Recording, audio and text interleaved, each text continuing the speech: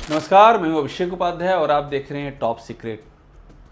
ये एक बड़ी चिंता का विषय बना हुआ है कि चीन भारत के खिलाफ साजिश में नेपाल को किस हद तक इस्तेमाल कर रहा है। भारत के उत्तराखंड प्रदेश के भीतर चीन अपनी छाप छोड़ना चाह रहा है और उसकी साजिश की तैयारियां कर ली हैं।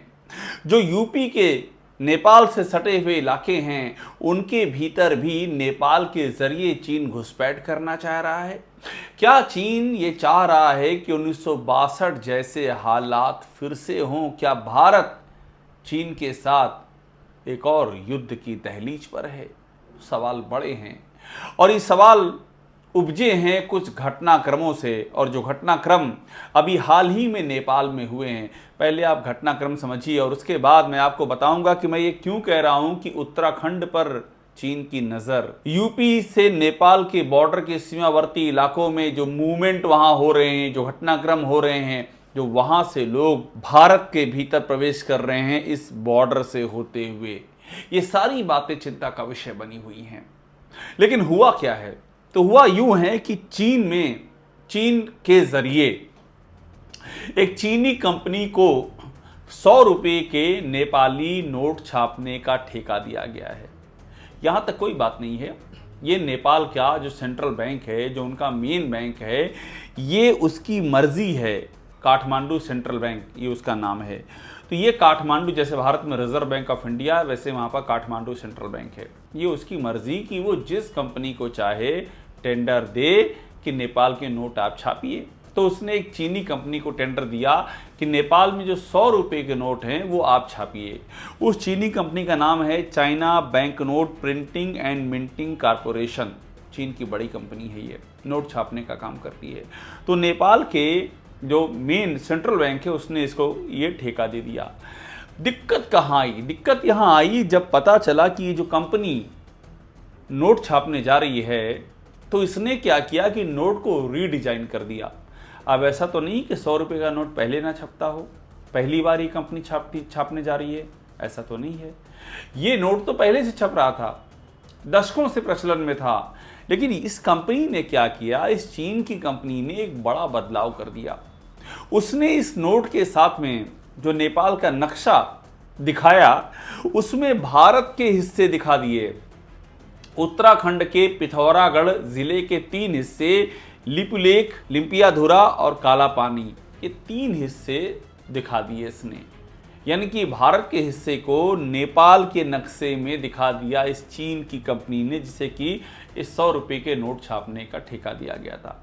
कितना आसान सा तरीका है कि नेपाल को उकसाओ और उसको भारत के खिलाफ लड़ने के लिए तैयार करो, और पीछे से चीन तैनात है, चीन तैयार है कि नेपाल के कंधे पर हाथ रख करके भारत में घुसपैठ करने का जो पुराना सपना है उस सपने को पूरा करने के लिए पूरी कवायद की जा रही है। तो अब हो क्या रहा है, सोचिए 300 मिलियन ये नोट छापे जाएंगे, 30 करोड़।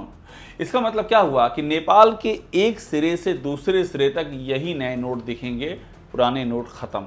वही नए नोट 30 करोड़ 100 रुपये के, जिसमें कि भारत के हिस्से को उत्तराखंड में पिथौरागढ़ में जो भारत के 3 हिस्से आते हैं उनको नेपाल का हिस्सा दिखाया गया है। ये चीन की कंपनी ने ये कारनामा कर दिया नेपाल के कंधे पर हाथ रख करके। अब इसमें इस बात को हमें समझना होगा कि ये जो कर रहा है चीन, ये कहानी क्या है। दरअसल 100 साल पहले की ये कहानी है। 100 साल पहले का एक सीमा विवाद है भारत और नेपाल के बीच का। उस समय हिंदुस्तान में अंग्रेज़ों का शासन था। तो अंग्रेज़ों के दौर में एक सुगौली संधि होती है इन दोनों ही देशों के बीच में, और इस सुगौली संधि पर दोनों ही देश हस्ताक्षर करते हैं। भारत और नेपाल, अंग्रेज़ों का दौर होता है। अब आप देखिए, जिसकी बात कर रहे हैं, ये जिस बॉर्डर की बात कर रहे हैं, वो भारत, नेपाल और चीन का बॉर्डर में घाटी है, और वहाँ पर एक काली नदी बहती है। भारत में भी है जो, और नेपाल में भी है। और वहीं काली नदी के पास ये इलाके हैं, लिपुलेख, लिम्पियाधुरा और काला पानी, और इसी के नाम पर उस इलाके को काला पानी कहा जाता है। तो 100 साल पुराने विवाद को अपनी तरह से चीन मैनिपुलेट कर रहा है। अब सवाल ये है कि नेपाल की ऐसी क्या मजबूरी है कि नेपाल ये होने दे रहा है। इसके पीछे है चीन का कर्ज जाल। चीन ने एशिया समेत अफ्रीका और जो लैटिन अमेरिका है वहाँ के कई देशों को अपने कर्ज जाल में फंसा रखा है। यानी कि पहले भारी कर्जा दो और उसके बाद उस देश की संपत्तियों पर कब्जा करना शुरू कर दो। उसके बाद उस देश की बड़ी बड़ी संपत्तियों को लीज पर ले लो, जो सामरिक दृष्टि से महत्वपूर्ण, जैसा कि चीन ने किया था श्रीलंका में हम्बन टोटा को पूरी तरह से चीन ने, जो बहुत ही महत्वपूर्ण बंदरगाह है, उसको चीन ने पूरी तरह से अपने हाथ में ले लिया था। श्रीलंका में क्या हुआ उसके बाद आपको मालूम है। श्रीलंका में किस तरह से सरकार जाने की नौबत आई, लोग सड़कों पर आए, वहाँ की श्रीलंका के राष्ट्रपति भवन में आम लोगों ने कब्जा कर लिया, राष्ट्रपति को बाहर निकाल दिया, राष्ट्रपति को जान बचा के भागना पड़ा और पूरी अस्त व्यस्त हो गया। श्रीलंका की अर्थव्यवस्था तबाह हो गई। श्रीलंका में मैंने खुद कवरेज किया था, मैं वहाँ पर 2-2 दिन लोग लाइन लगाते थे कि उनको पेट्रोल मिल जाए, डीजल मिल जाए, रसोई गैस नसीब हो जाए, लेकिन नहीं हो रही थी। ये हाल चीन ने वहाँ करके छोड़ा। अब वही चीन नेपाल में लगा हुआ है, कर्ज जाल में नेपाल को फंसा दिया है। और आप ये सोचिए कि अभी हाल में नेपाल के प्रधानमंत्री के.पी. शर्मा ओली वो चीन जा रहे हैं, और चीन इसलिए जा रहे हैं क्योंकि यही कर्ज जाल है जो उनको परेशान किए हुए है। वहाँ पर पोखरा एयरपोर्ट है। अब पोखरा एयरपोर्ट के लिए चीन ने जो कर्जा दिया है, पहले देखिए 1378 मिलियन युआन चीन ने कर्जा दिया है नेपाल को। भारतीय रुपीज़ में आप तुलना करेंगे तो ये 26 अरब करीब इतना का कर्जा दिया है। अब ये लोन दिया है चूंकि चीन ने, तो इस पर ब्याज आएगा। अब वो ब्याज देना नेपाल की बस में तो है नहीं, इतनी भारी धनराशि कहाँ से देगा। तो अब नेपाल रिक्वेस्ट कर रहा है कि साहब इस कर्जे को ग्रांट में बदल दीजिए। ग्रांट क्या होता है कि ग्रांट में ब्याज नहीं देना पड़ता है, जितना रुपया दिया था एक समय बाद हमको लौटा दीजिएगा, हम आपसे ब्याज नहीं मांगेंगे। इसे कहते हैं ग्रांट, हिंदी में अनुदान कहा जाता है, जो मदद करने के लिए दिया जाता है। कर्जा तो व्यावसायिक लेन देन हुआ कि हम आपको दे रहे हैं, हम आपसे ब्याज लेंगे। अब नेपाल चीन के आगे गुहार कर रहा है कि ये जो 26 अरब का जो आपने कर्जा हमको दिया है, प्लीज़ इसको आप ग्रांट में तब्दील कर लीजिए, हम ये ब्याज नहीं दे पाएंगे। अब सवाल ये है, क्या नेपाल की इसी मजबूरी का चीन फ़ायदा उठा रहा है?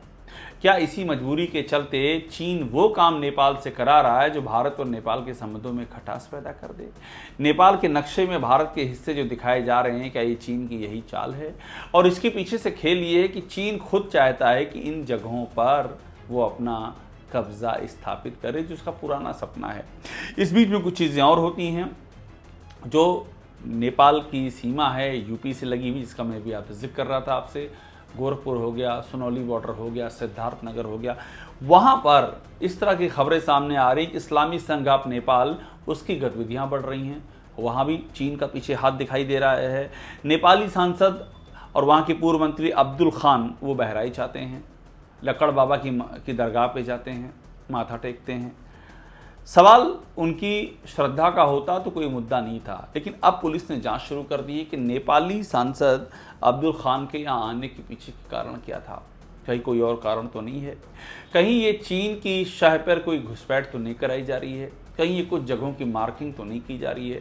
तो कुल मिलाकर के यूपी से उत्तराखंड तक अलग अलग तरीक़ों से चीन नेपाल के जरिए भारत में अस्थिरता पैदा करने की कोशिश कर रहा है। इसकी रपटें आ रही हैं। और जिस तरह से लद्दाख में अभी चीन को मुंह की खानी पड़ी है, वहाँ पर जो पेट्रोलिंग पॉइंट है वहाँ पर चीन को अब वापस लौटना पड़ा है। और दोनों ही देश की सीमाएं जिन हिस्सों को लेकर के चीन भारत के खिलाफ अड़ा हुआ था, देप्सांग और देमचौक, वहाँ पर अब म्यूचुअल पेट्रोलिंग होगी, ये अब तय हो गया है।